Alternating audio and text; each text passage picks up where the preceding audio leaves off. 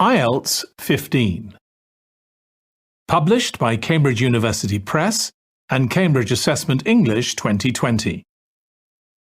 This recording is copyright. Test 3. This is the IELTS listening test. You will hear a number of different recordings and you will have to answer questions on what you hear. There will be time for you to read the instructions and questions, and you will have a chance to check your work. All the recordings will be played once only. The test is in 4 parts. At the end of the test, you will be given 10 minutes to transfer your answers to the answer sheet. Now turn to Part 1.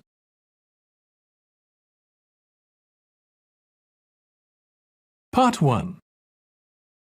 You will hear a woman who works at an employment agency talking to a man about jobs he could apply for. First, you have some time to look at questions 1 to 5.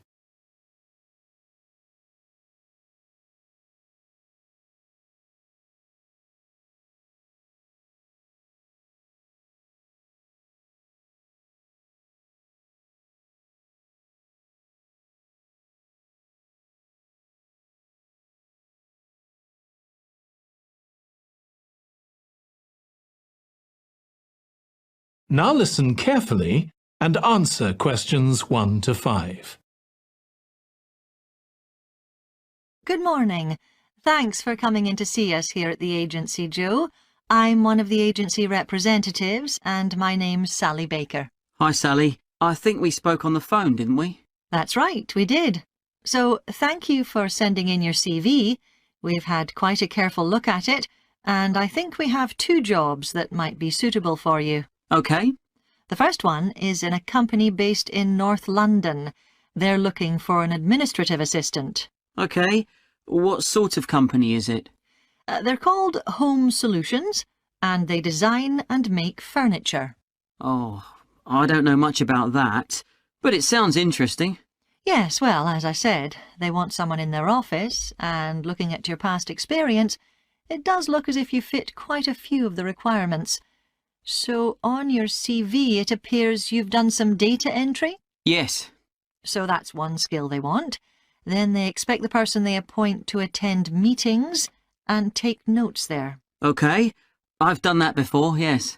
And you need to be able to cope with general admin. Filing and keeping records and so on. But that should be OK. And in my last job, I also had to manage the diary. Excellent. That's something they want here too. I'd suggest you add it to your CV. I don't think you mentioned that, did you? No. So, as far as the requirements go, they want good computer skills, of course, and they particularly mention spreadsheets. That should be fine. And interpersonal skills, which would be something they'd check with your references. I think that should be OK, yes. Then they mention that they want someone who is careful and takes care with details. Just looking at your CV, I'd say you're probably all right there. I think so, yes. Do they want any special experience? I think they wanted some experience of teleconferencing. Oh, I've got 3 years' experience of that. Let's see. Yes, good. In fact, they're only asking for at least 1 year, so that's great. So is that something that might interest you? It is, yes. The only thing is, you said they were in North London, so it would be quite a long commute for me. OK. Before you hear the rest of the conversation, you have some time to look at questions 6 to 10.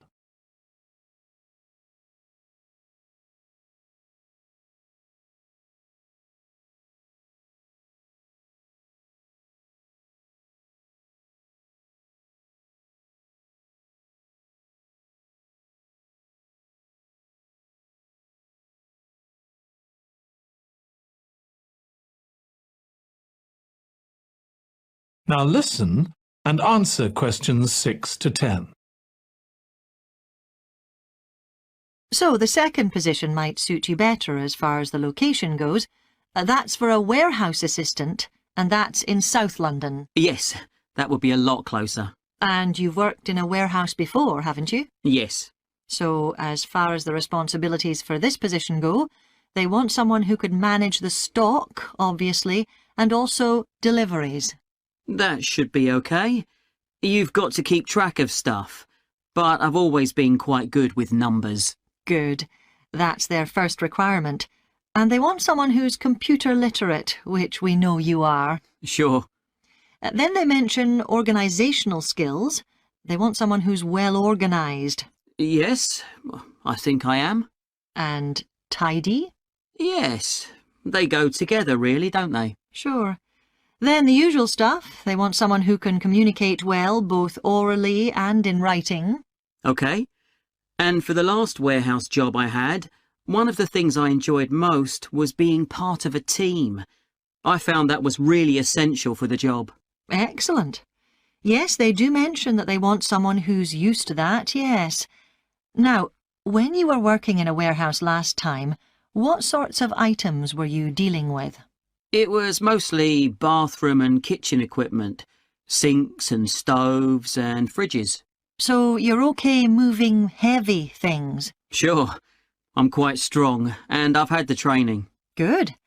Now, as far as experience goes, they mention they want someone with a licence and that you have experience of driving in London, so you can cope with the traffic and so on. Yes, no problem. And you've got experience of warehouse work. And the final thing they mention is customer service. I think, looking at your CV, you're okay there. Right. So, what about pay? Can you tell me a bit more about that, please? That is the end of part 1. You now have 1 minute to check your answers to part 1.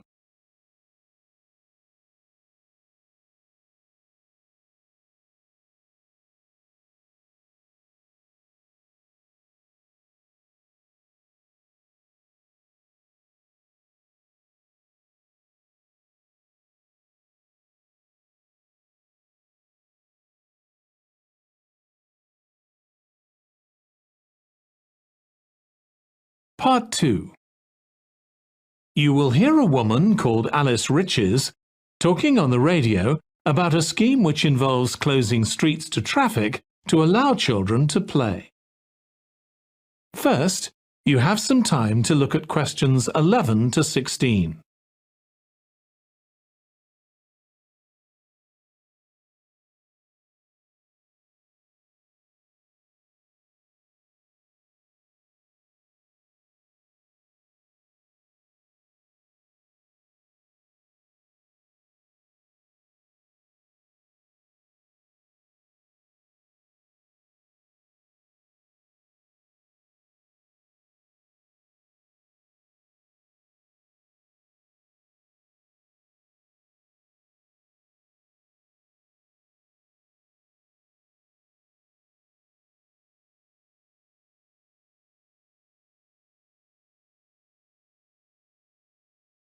Now listen carefully and answer questions 11 to 16. My guest on the show today is Alice Riches, who started the street play scheme where she lives in Beechwood Road. For those of you that don't already know, street play involves local residents closing off their street for a few hours so that children have a chance to play in the street safely. She started it in her own street, Beechwood Road, and the idea caught on, and there are now street play schemes all over the city. So when did you actually start the scheme, Alice?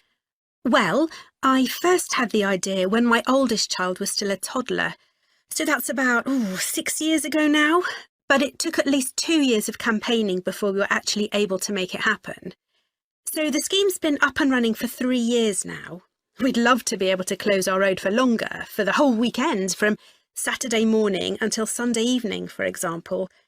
At the moment, it's just once a week, but when we started, it was only once a month, but we're working on it. So what actually happens when Beechwood Road is closed? We have volunteer wardens, mostly parents, but some elderly residents too, who block off our road at either end. The council have provided special signs, But there's always a volunteer there to explain what's happening to any motorists. Generally, they're fine about it. We've only had to get the police involved once or twice.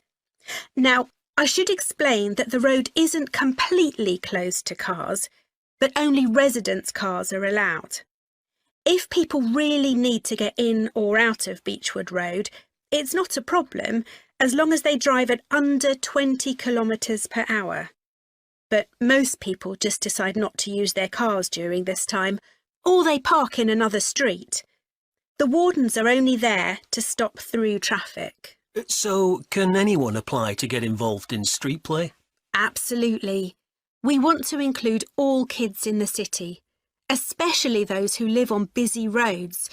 It's here that demand is greatest.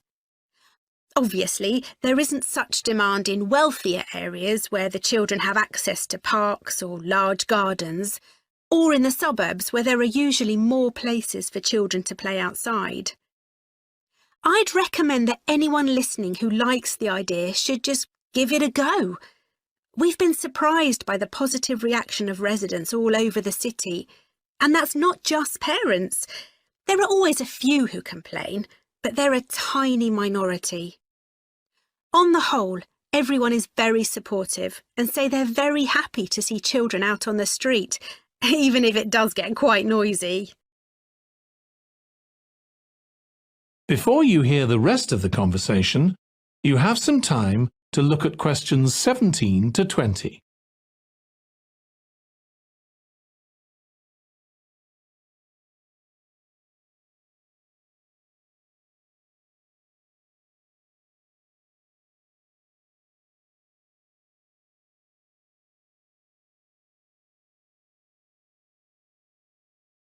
Now listen and answer questions 17 to 20. There have been so many benefits of street play for the kids. Parents really like the fact that the kids are getting fresh air instead of sitting staring at a computer screen, even if they're not doing anything particularly energetic. And of course, it's great that kids can play with their friends outside without being supervised by their parents. But for me, the biggest advantage is that kids develop confidence in themselves to be outside without their parents. The other really fantastic thing is that children get to know the adults in the street. It's like having a big extended family. It certainly does have a lot of benefits. I want to move on now and ask you about a related project in King Street. Right. Well, this was an experiment I was involved in, where local residents decided to try and reduce the traffic along King Street, which is the busiest main road in our area, by persuading people not to use their cars for one day. We thought about making people pay more for parking, but we decided that would be really unpopular.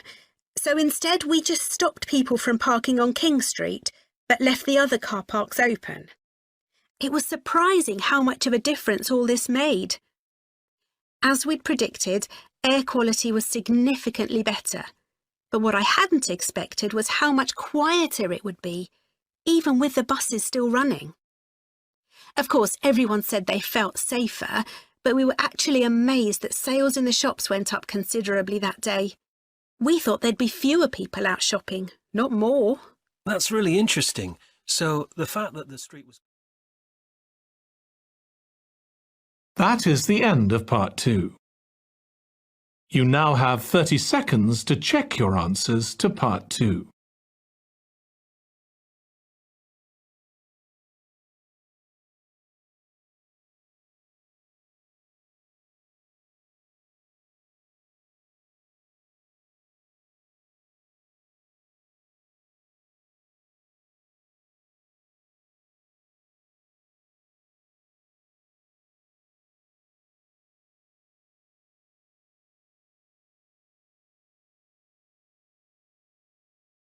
Part 3. You will hear two students, called Hazel and Tom, talking about Hazel's Media Studies assignment. First, you have some time to look at questions 21 to 26.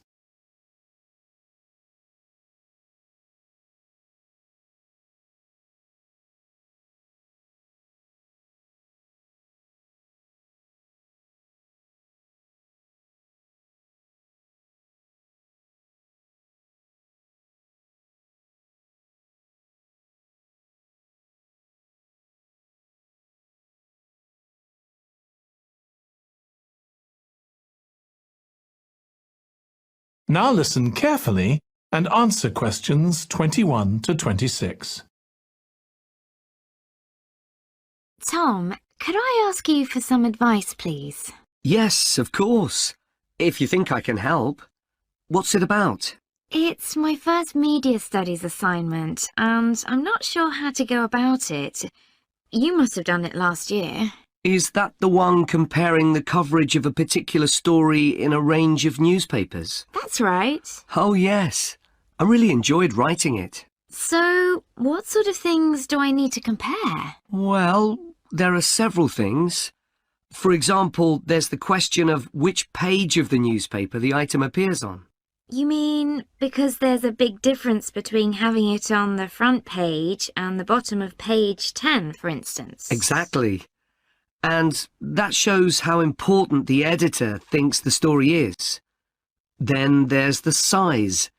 How many column inches the story is given. How many columns it spreads over. And I suppose that includes the headline. It certainly does.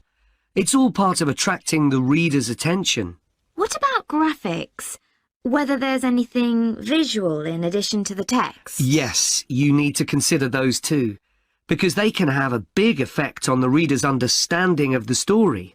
Sometimes a bigger effect than the text itself. Then you'll need to look at how the item is put together. What structure is it given? Bear in mind that not many people read beyond the first paragraph. So what has the journalist put at the beginning?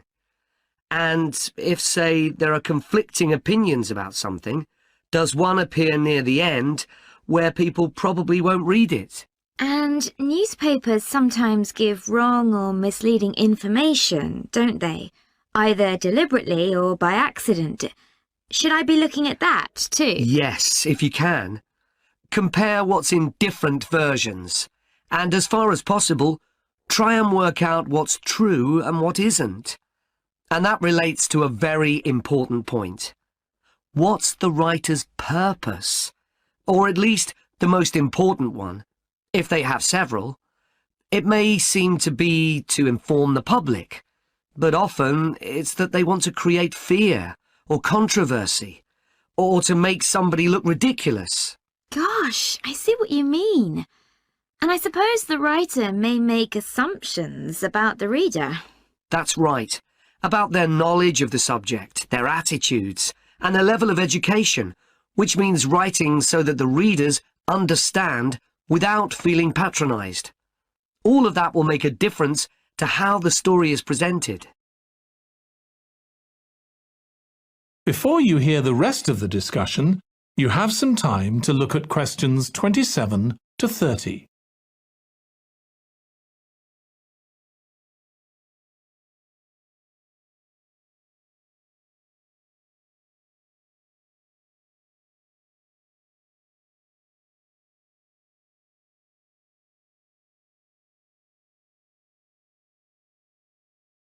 Now listen and answer questions 27 to 30. Does it matter what type of story I write about? No. National or international politics, the arts, anything, as long as it's covered in 2 or 3 newspapers. Though, of course, it'll be easier and more fun if it's something you're interested in and know something about. And on that basis, a national news item would be worth analysing. I'm quite keen on politics, so I'll try and find a suitable topic. What did you choose for your analysis, Tom? I was interested in how newspapers expressed their opinions explicitly. So I wanted to compare editorials in different papers, but when I started looking, I couldn't find 2 on the same topic that I felt like analysing. In that case, I won't even bother to look. So in the end, I chose a human interest story, a terribly emotional story about a young girl who was very ill, and lots of other people, mostly strangers, raised money so she could go abroad for treatment. Actually, I was surprised. Some papers just wrote about how wonderful everyone was, but others considered the broader picture, like why treatment wasn't available here. I usually find stories like that raise quite strong feelings in me. I'll avoid that. Perhaps I'll choose an arts topic, like different reviews of a film or something about funding for the arts.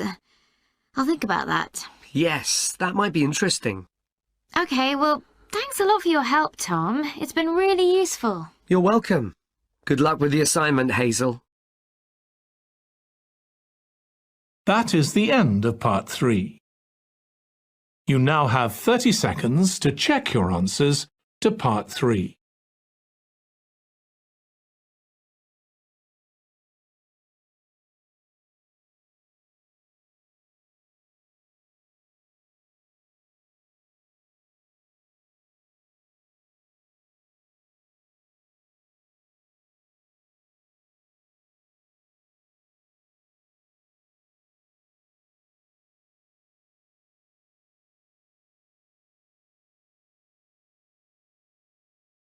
Part 4.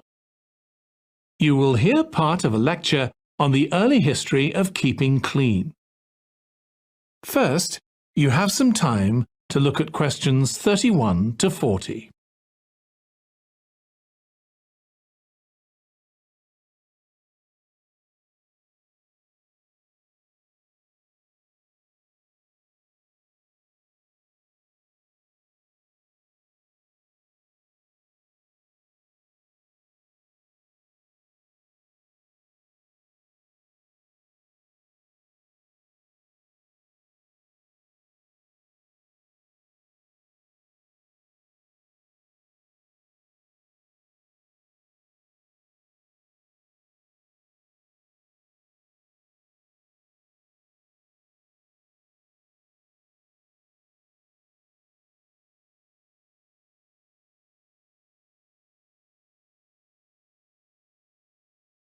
Now listen carefully and answer questions 31 to 40.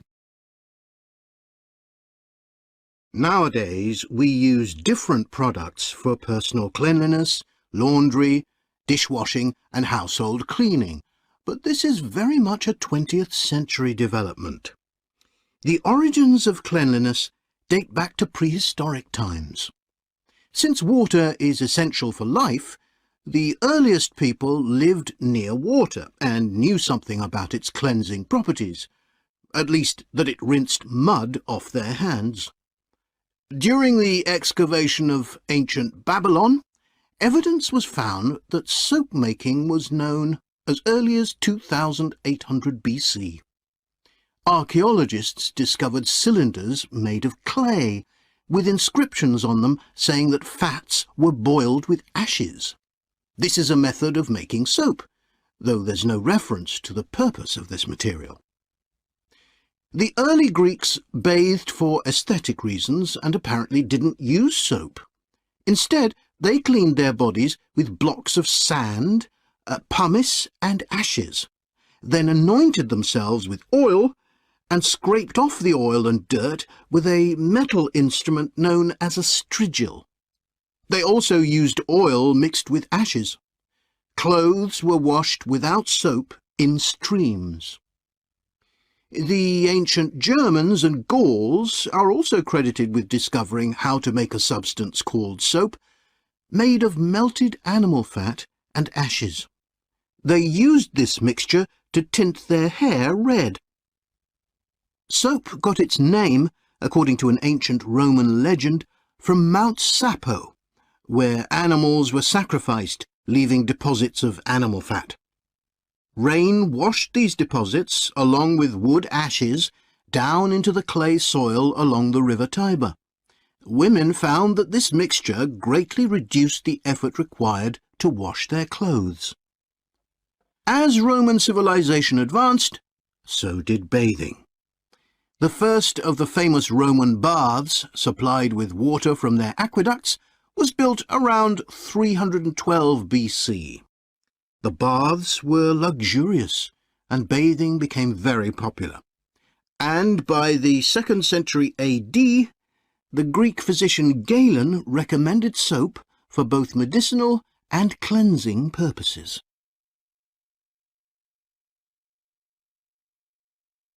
After the fall of Rome in 467 AD and the resulting decline in bathing habits, much of Europe felt the impact of filth on public health. This lack of personal cleanliness and related unsanitary living conditions were major factors in the outbreaks of disease in the Middle Ages, and especially the Black Death of the 14th century. Nevertheless, soap-making became an established craft in Europe, and associations of soap-makers guarded their trade secrets closely. Vegetable and animal oils were used with ashes of plants, along with perfume, apparently for the first time. Gradually, more varieties of soap became available for shaving and shampooing, as well as bathing and laundering. A major step toward large-scale commercial soap-making occurred in 1791, when a French chemist, Nicolas Leblanc, patented a process for turning salt into soda ash, or sodium carbonate. Soda ash is the alkali obtained from ashes that combines with fat to form soap. The Leblanc process yielded quantities of good quality, inexpensive soda ash. Modern soap-making was born some 20 years later, in the early 19th century, with the discovery by Michel-Eugène Chevreul, another French chemist, of the chemical nature and relationship of fats, glycerine, and fatty acids. His studies established the basis for both fat and soap chemistry, and soap-making became a science. Further developments during the 19th century made it easier and cheaper to manufacture soap. Until the 19th century, soap was regarded as a luxury item and was heavily taxed in several countries. As it became more readily available, it became an everyday necessity, a development that was reinforced when the high tax was removed.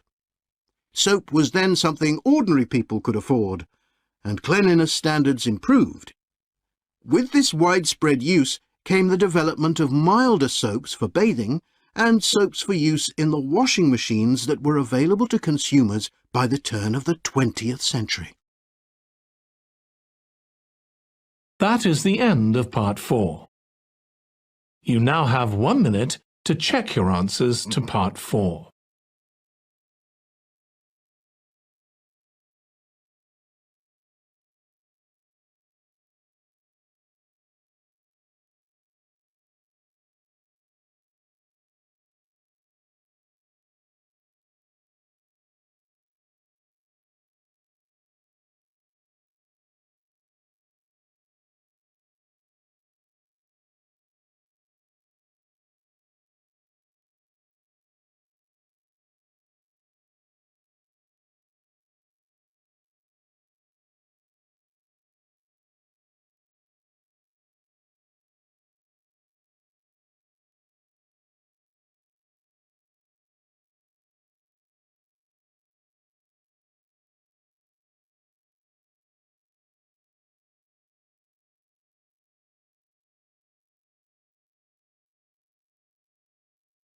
That is the end of the listening test. In the IELTS test, you would now have 10 minutes to transfer your answers to the answer sheet.